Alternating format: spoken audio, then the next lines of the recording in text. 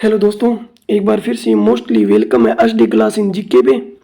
और हमने जो है वो सुबह भी एक टॉपिक देखा था, उसमें जो है वो भारत में मैंने बताया था कि प्रथम क्या क्या चीज़ है वो किस किस मामले में भारत जो है वो प्रथम राज्य। जैसे सोयाबीन की बात करें तो मध्य प्रदेश था, जनजाति के मामले में भी मध्य प्रदेश था, इस प्रकार की बातें की।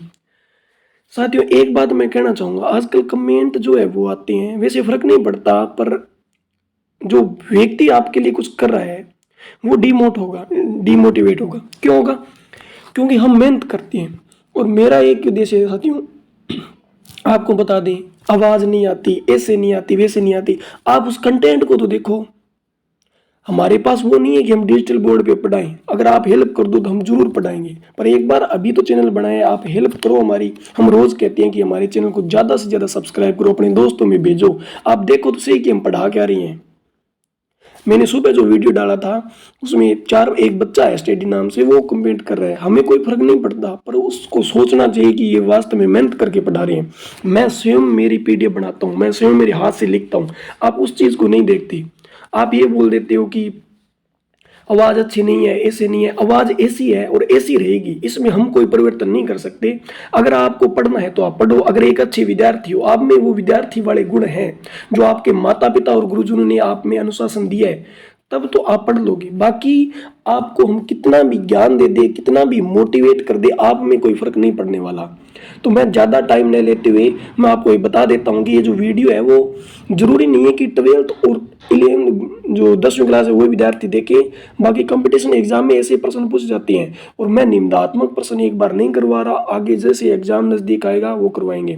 और एक बात बता दें कि इस बार जो है वो माध्यमिक शिक्षा बोर्ड ने सिलेबस जारी कर दिया है और 100% रहेगा। ये मत सोचना कि सिलेबस कम होगा, सिलेबस पूरा का पूरा 100% रहेगा।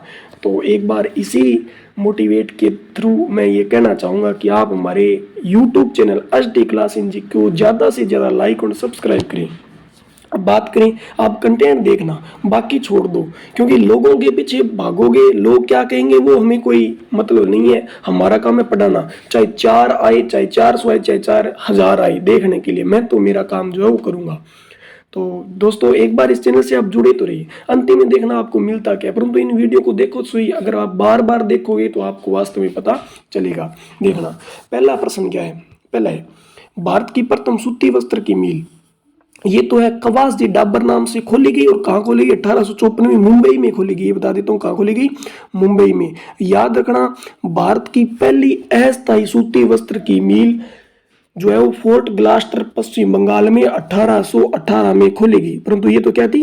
अस्थायी। स्थायी पूछे तो 1854 में कवासी डाबर, और कवासी डाबर है मुंबई। और भारत में सूती वस्त्र की राजधानी मुंबई को कहा जाता है। उत्तरी भारत का मैनचेस्टर कानपुर है, दक्षिणी भारत का मैनचेस्टर कोयम्बटूर है, और भारत का मैनचेस्टर अहमदाबाद को कहा जाता है। और भारत की सूती वस्त्र की राजधानी मुंबई है। तो बात समझ में आ रही होगी। दूसरी बात करें, भारत की प्रथम जूट मिल, जूट मिल का है पश्चिम बंगाल में 1855 में। आज दुनिया में जूट के मामले में भारत का प्रथम स्थान आता है, दूसरा स्थान जो बांग्लादेश का आता है। तो प्रथम जूट की मिल पश्चिम बंगाल में।